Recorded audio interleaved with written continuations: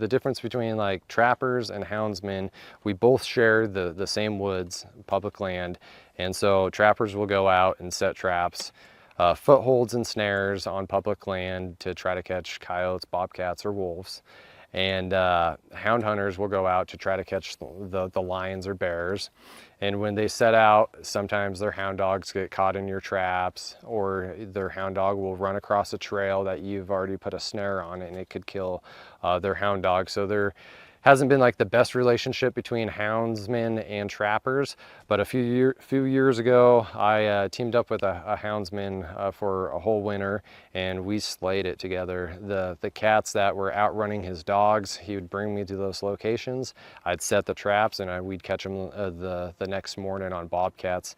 There's this one location where the bobcats kept running down the hill, losing his dogs right in the creek bed.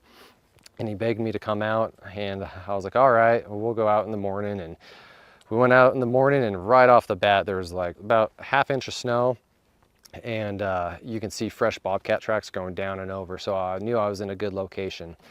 I went ahead and set a trap, and I caught one the next morning. And then from there, I caught one every week. It seemed like another one came by, and I kept connecting at that same location.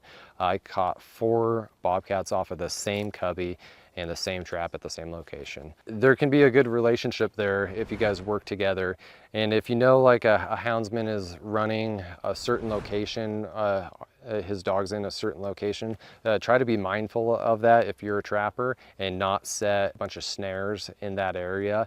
And a lot of times you'll run into the same houndsman out in the woods when you're checking your traps, because you got to be out in the woods every 3 days legally to check your traps in Idaho.